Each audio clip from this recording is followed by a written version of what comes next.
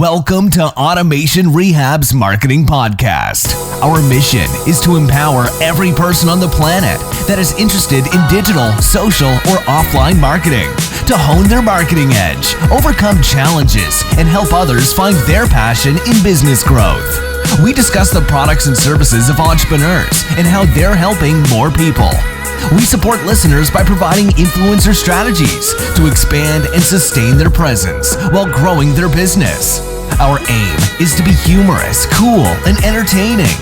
The bottom line is it's all about getting in front of more people in less time, with less effort, and making a difference. So here's your host, Sean Snowday. Hello and welcome to Virtual Events on Demand. My name is Sean Snowday. I am the founder and the voice of Virtual Events on Demand. And in this segment, we're going to be going over the timeline with Kim Groshek. Welcome, Kim. How are you doing? Thanks for having me, Sean. This is going to be awesome. Yeah, so we're going to be going over the timeline on virtual events. There's various types of timelines, and we're just going to let you know, we're just going to wait and learn how you do it and just wait for you to drop those bombs and those pearls so we can pick them up and apply them to our own business. So go ahead. All right. So I actually have a live virtual event every month on the fourth week of the month. And I'm just going to talk about a little bit about planning it so that you know that, and then talk a little bit about the marketing, and then talk about the actual event itself and the timeline in that event. Okay. And if you have any questions, let me know. I'll be happy to answer them as I share. All right. So first of all, typically when I actually plan for an event, I actually have a whole strategy where I have an event every month through the month. So it's 12 months, right? I set this strategy up in December of this last year. And it really doesn't take much to plan this out. Okay. There's a lot of different elements in marketing to set up an event. Marketing to actually get the speakers in, right? Marketing to get the audience to come to your event, right? Marketing to get yourself enrolled. Hello. That's a big one, right? Because if you aren't going to do the work, if you aren't enrolled, you aren't going to do the work. So I decided to do this in December. And then the first week of January, which my event was 4 weeks after, the fourth week, right? In January, I started to put it together. So it doesn't take long to do this, really. I mean, Sean, for this, how long did it take you? A few days, right? To get things pulled together. But obviously, when you look at a 12-month period, you really want to kind of have a few more weeks to put it together. So what I did was, my initial thing was to set the intention for the event. The intention for me is pause power, right? Because that's what I'm all about. Right? My North Star is pause power. So I'm always going to stick to my North Star. So whatever your intention is, that's what you stay with. So I had that kind of as the base. And then I actually set a date. I said, okay, I'm going to start doing this every Thursday, fourth Thursday of the month. I blocked my calendar and I said, okay, I'm going to have 7 speakers, right? You can decide how I'm going to have a 3-day, a 1-day, a 1 hour, right? What type of event you want. You establish what that is, you establish the date, and then I mark my calendar. Okay, my calendar is marked now. During that time, it's blocked. Okay, here we go. So then from there, it is number one, you need to have speakers, right? So what I did was, this is my approach. Now there's different ways to do this. Since I'm a newbie in this world, I've been in the industry for over 35 years, right? But people would come to me because they knew my expertise. Now I'm creating something new, so I need to reach out to other people from that marketing angle.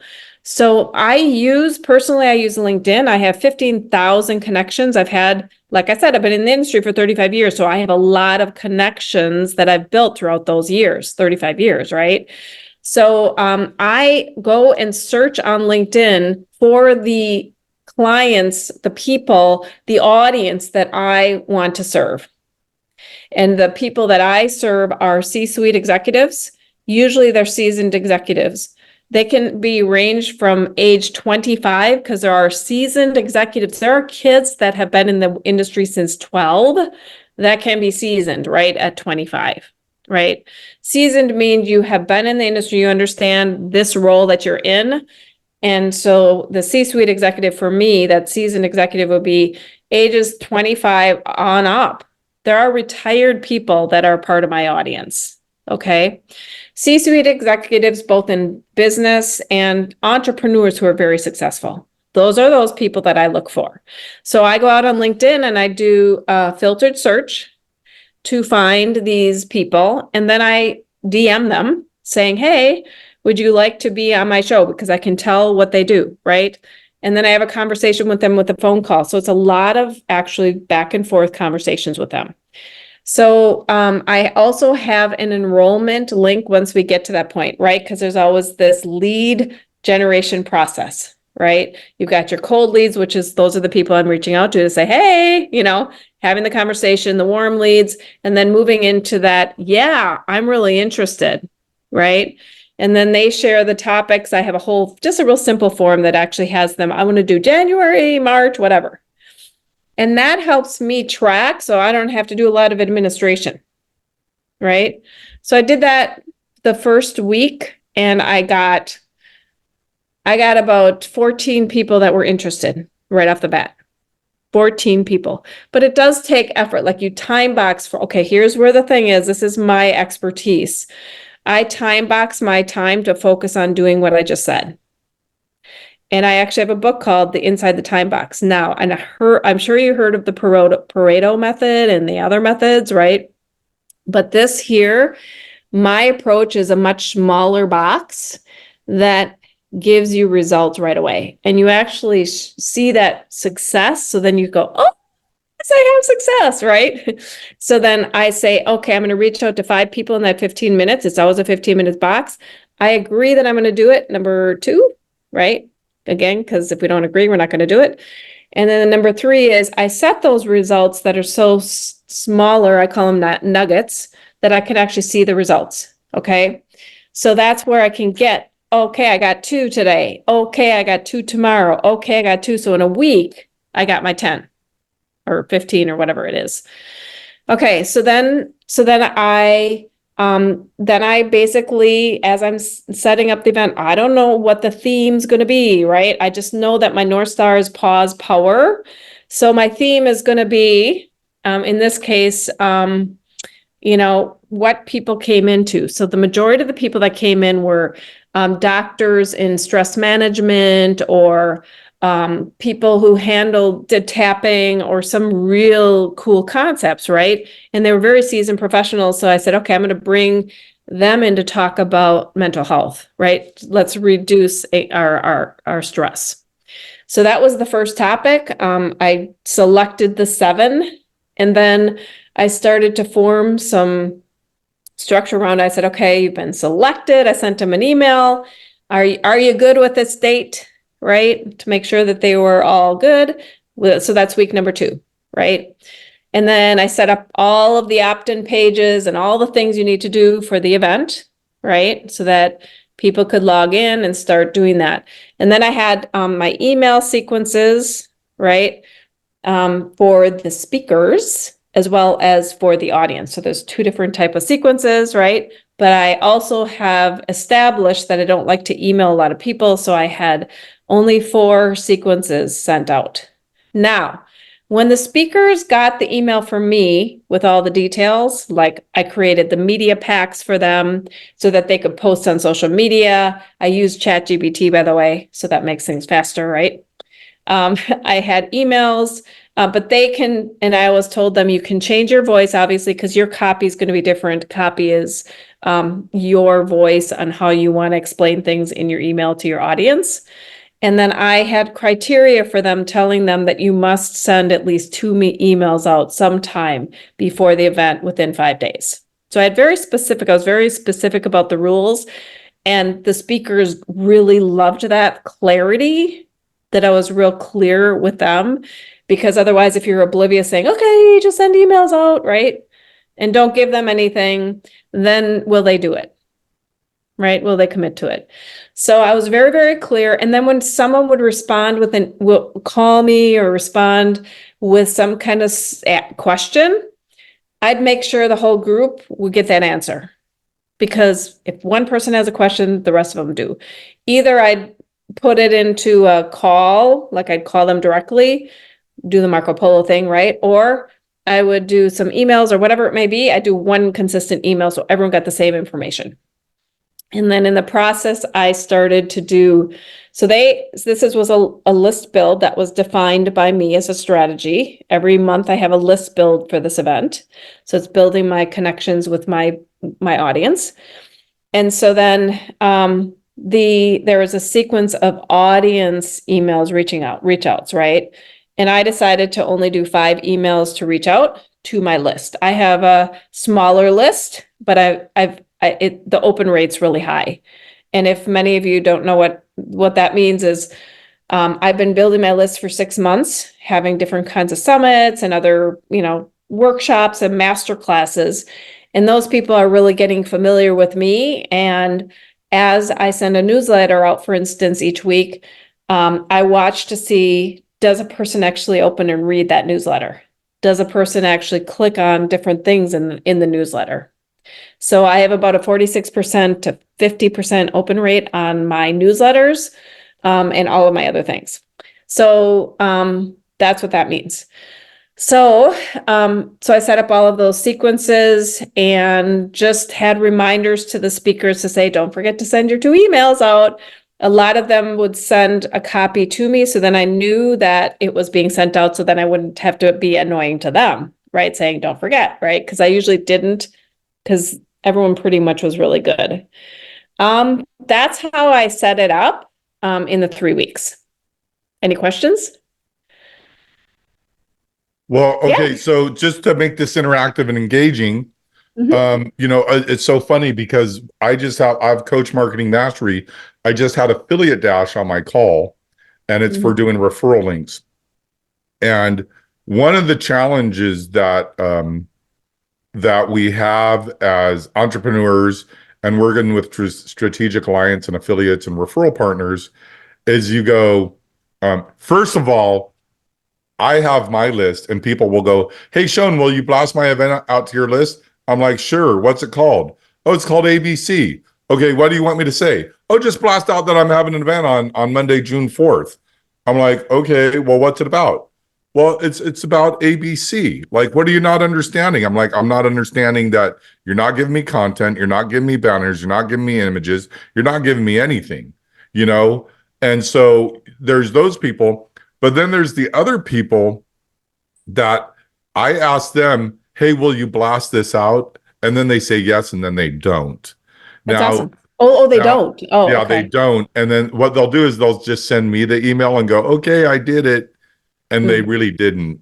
Mhm. And just so you know, I'm not putting anyone down, but I'm just saying sometimes you're not a fit for their list. So people will say, like, I don't want to be mean and say, no, you're not a fit, or I would never promote you. You're dysfunctional.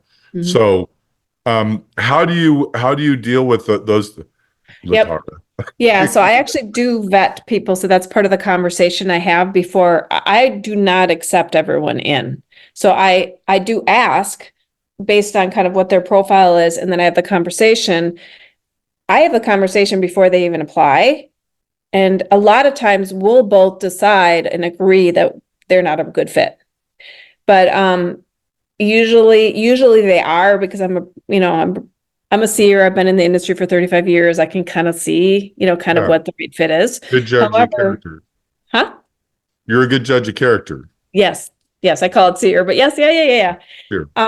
I when you talk about so I do the media. I actually do it for them, so it's out there on a Google Docs so that they have a thing, and I call it media.pausesummit.com. You can actually go out there and see it shown just for fun. Mhm. But in it, I have affiliate links so I can see who's actually truly clicking. But each person that speaks do connect with me so well that they'll reach out to me to say, Kim, I called every single person and had them enroll. Yeah. So the clicking might not show because they went through the regular thing and not their affiliate link, but I know that they did because I went out and looked, there's new people added, and it was right when she had called all day, right? So people all there were the people that said they were going to do it on social media, which was fine with me because they had a lot of followers on social media, right? LinkedIn, which is my space anyway, and they'd tag me. I saw it, and I saw all of these people, right, liking or saying that this is great, I want to join, da, da, da. So everyone did. Now from the actual, let's come into the event part. Oh, and you have a question. Let's stop for a minute. And Latara. Yep. Oh, I didn't want to interrupt your flow there. That was a really good point that you were talking about. Yeah. So do you want to ask a question? Because I can. Yeah. Well, I don't want to interrupt. Hey, Latara, what happened to your microphone? Oh, is it crappy again? Yeah, I had to unplug it. Is this the external one you're talking about? No, I'm talking on my internal microphone. Oh, okay. Yeah. So it's like a tin can with a shoestring on it. Oh my gosh. It is. Latara is part of my private clients. Oh, hello. That's awesome. I get to throw her under the bus. Gotcha. But so I had one question that was relating to what Sean was talking about, which is like, do you have a minimum requirement for your speakers as far as like their email list or their database? Yeah. And then my second question was, it seems like everything that you do is very formulaic. So are you having a tendency to use the same materials over and over again each time? Like, do you use all of your email sequence as like a template and you just plug in a few different things each time, or are you kind of writing it? Yep. So I'll answer both questions. The first one first. I do have, I am not real strict about that criteria because I was trained by Shanda Sumpner, and she does have a very strict criteria around 7,000. I do have a criteria, but there is, I don't say it to them. And I also want to bring in qualified people that might not have lists because they have a different kind of following and influence in some way. So, so what I decide, I make decisions around that. Like there was an amazing doctor on yesterday. He has a following of 20,000 people on social media and no list. But this guy is very well known and has a big influence, right? There are also people that don't have anything on social media, don't have lists, but have influence, right? So I make a decision based on that. And I do not say it to people because I don't want to. I have someone that's running for office in Florida that wants to be on the February stage. And he, we talked a lot about, because he wants to have that region. And I told him this is a global stage and all this stuff. And we had a back and forth. I want him on. He's funny. He's great. He's just hilarious. He's going to bring light to the event, right? And he wants to be on because, it's going to be a great exposure for him. So that is my choice. But I do say to them for criteria, which I think I'm leading into the other question. I'm real specific about giving numbers so that people feel like, yes, I do need to, I made a commitment to Kim and I'm going to send out 2 emails. I had, since this is a new strategy for me, I have this whole, okay, send out an email Tuesday, the week before. And then, I have a sequence. If you go out on my media thing, you'll see that. And I got feedback right away by one person saying, and I get it. You're sending your own emails out, and then all of a sudden now you're adding this email, and then you're going to do 7 emails and it's like your people are just bombarded with emails, right? So I want to be careful and cognizant of that. And I had a long conversation with one person saying, I'm only doing 2 emails. And it's like, God, that really makes sense. 2 emails is good. It's good for me. I'm fine with that. Now I had a small group of 10 because this is new, right? In this case, I am fine with it because I'm learning myself the strategies around what else can I do.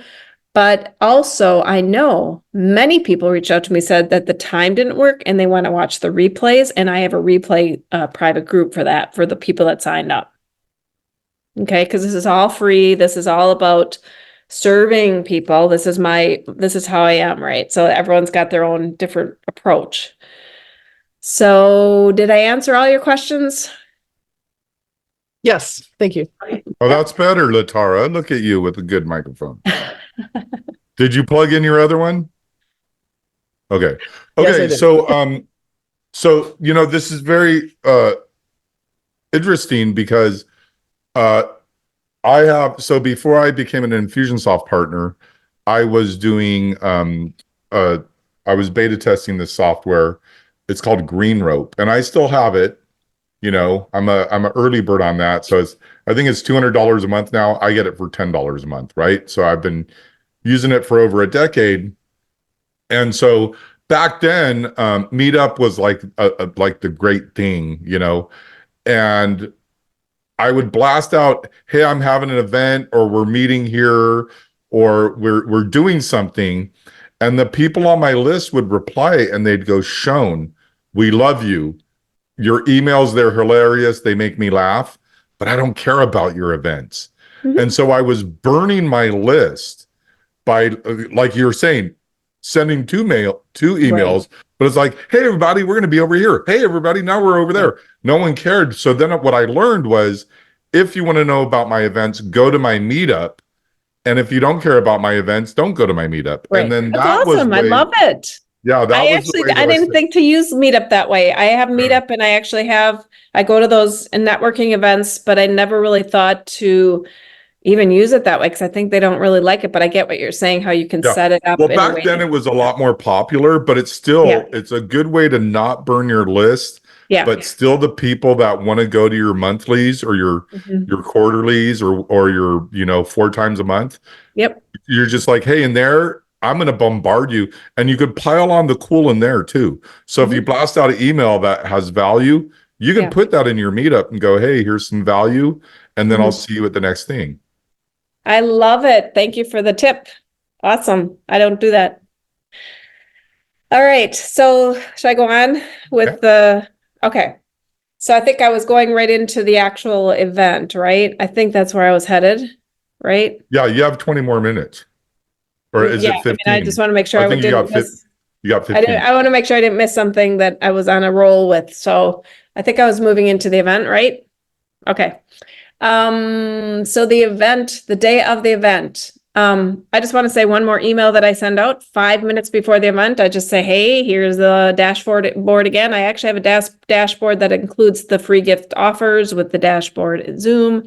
So it's a really nice one-stop shop. I think a lot of people are doing that now. And I am very much about time boxing, which means staying within the time. So when I say that you have a 30-minute speaking spot, that's what you have. But I also, in my events, I really like to have it more interactive. There's ways to go with that with my events, and I learned a lot from the first one, but it was very successful. A lot of people gave me very good feedback. There's always things to learn though.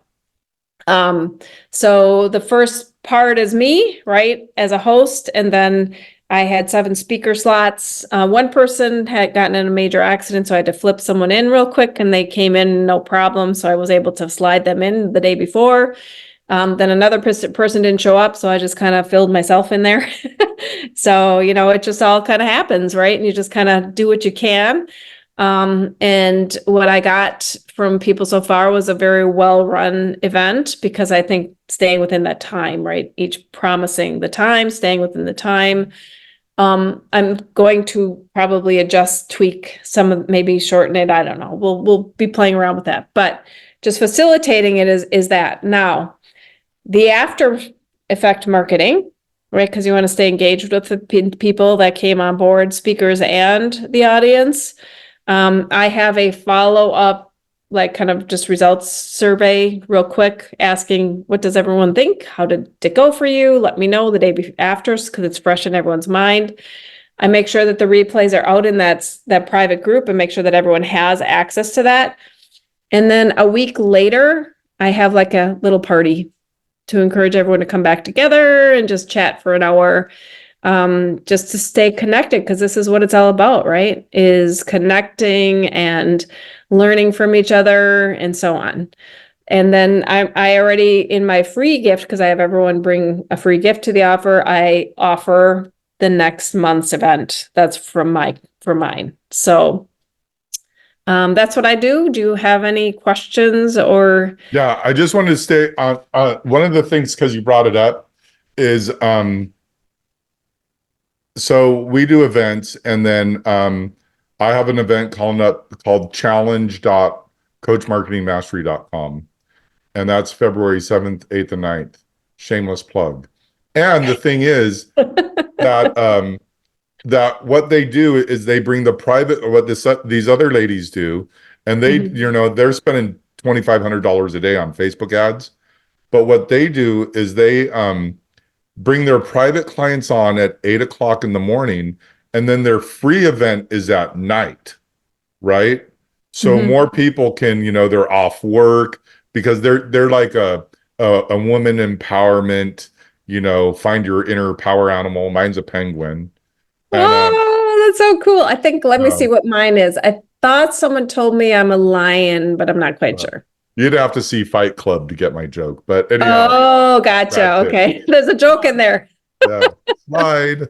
I So was just anyhow, thinking Harry Potter. I don't know.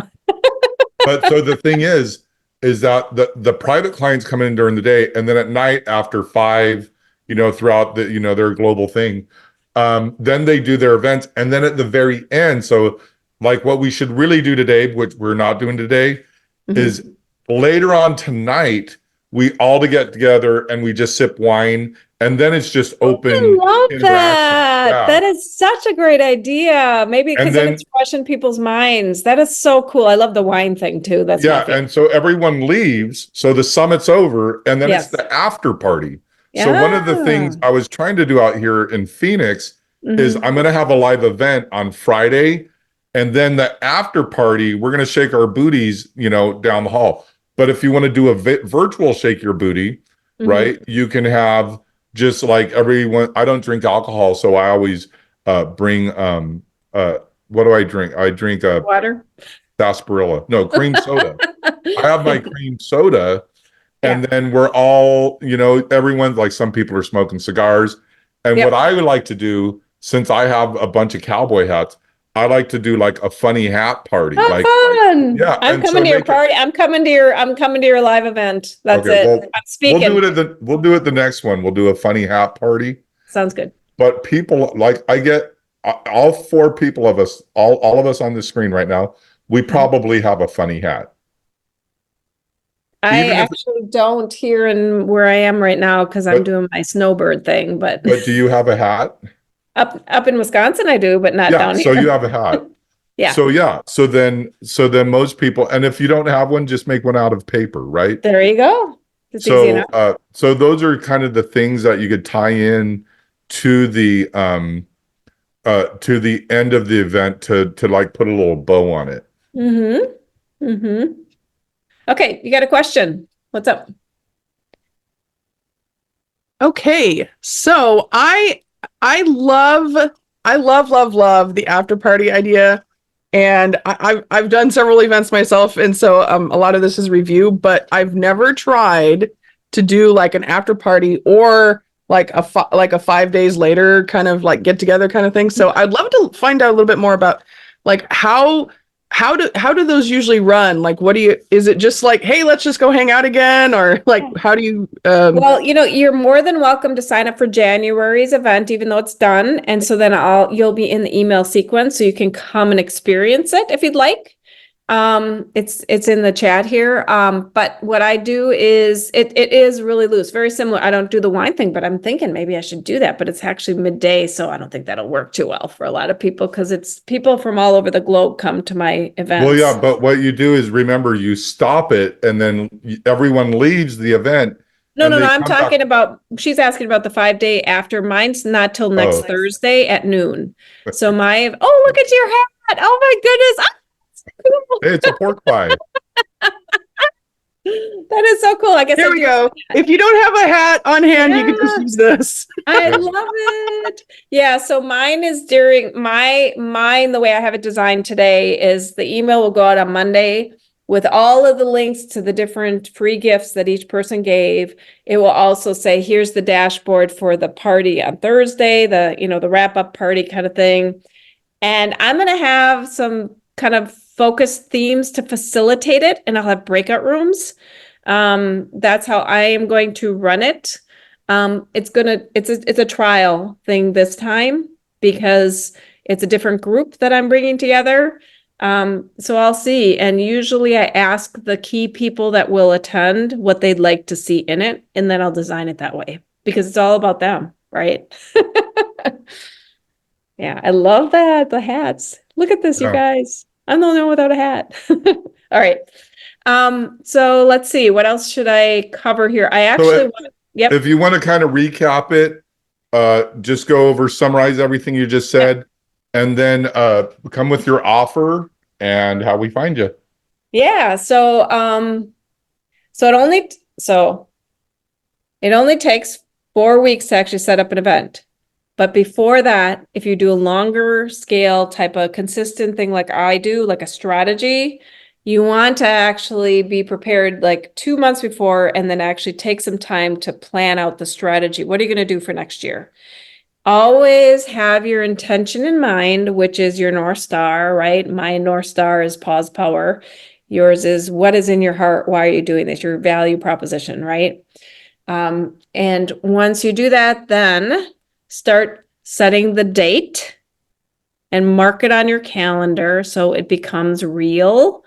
And then the next step is find your speakers and then find your audience. And then have a post. I love it. I just love it when that happens. Then have a post connection sequence, which is anything. I just do the after party in a week. There's that day one that Sean was talking about. Any kind of strategy that works that keeps people connected, because an email doesn't keep you connected, right? So that's what I have, and I'll keep the time within the event itself.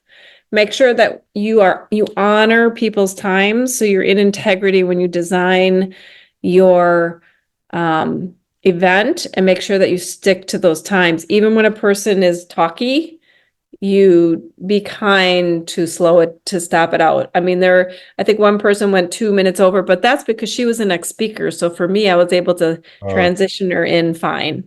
Being that we have 5 minutes left, I want to ask, how do you get those breathy, wordy, windy people to shut up? And I'm going to give you an example.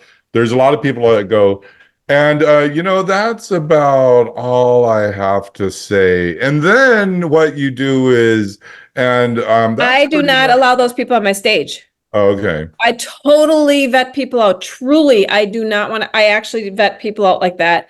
Even though they look like someone that might be good on stage, when I always talk to them first. Yeah. I have a Zoom call at least 10 minutes just to feel them out. I can tell, right? Yeah. I do not let them on. Like, Sean, you'll be on my stage for sure. Yeah, I'm one of those people. I'm going to do it just to see how you handle it. Well, that's okay, because I don't make it fun, because everyone my speakers that are there, they totally know me. They'll know you're doing it. Just mute me. I'll be like, ah! All right, so my free gift, I wanted to give it to you here. It's I wrote a book called Inside the Time Box. You get to download the entire book for free. It's a PDF. And it gives you all these concepts around what I've learned for 35 years on agreements with yourself and agreements with others, articulating those things that we miss. Yeah, we can manage our time. Yeah, we can block out our time. But these things that I teach in here, in addition to that, and also making it a small bit, showing those results in 5 days, you see these little results, you look back and you go, wow, did I get a lot done, right? So that's what the book is. And then you can also book it when you sign up, there's a calendar link in there that you can book some time with me and we can do a discovery call together. All right. You have a question? Okay. Just a quick question, just to honor everybody's time. I'll try to make this very, very quick. So, do you have like a pre-game huddle with all the speakers before the actual event? Nope. No. Okay. Because the type of people that I bring on board don't have time. And I have a mastermind actually that brings people together and exposes them. I do not structure it where you have to meet every end of the month and you do this and that. None of that is what I do. I do it more sprint format, Yeah. right? With the tools that you use for sprinting. So. Okay. Well, so once again, we have Kim Groshek, and it's if you go to freebook.kimgroshek, it's Groshek, Groshek.com. Go to freebook.kimgroshek.com and enter your name and email and phone number, and you're going to get all that information. And what other things do you offer? Like, do they have a free appointment, or do you give them a 30-minute coaching call or 15 there's a 30-minute, I call it discovery call, coaching call, whatever you want to call it. It's connecting, seeing what, kind of working through some of the things to see what you need help with, right? So that's what I do in that. And then I offer one-on-one coaching, 90-day packages, as well as a mastermind that you can come in to get more exposure, more connected with some real high profile people. Okay, great. Well, thank you so much, Kim. So once again, go to freebook.kimgroshek.com, get all the information, get your coaching call with Kim, and thank you so much for showing up for the Virtual Events on Demand. Thanks for having me.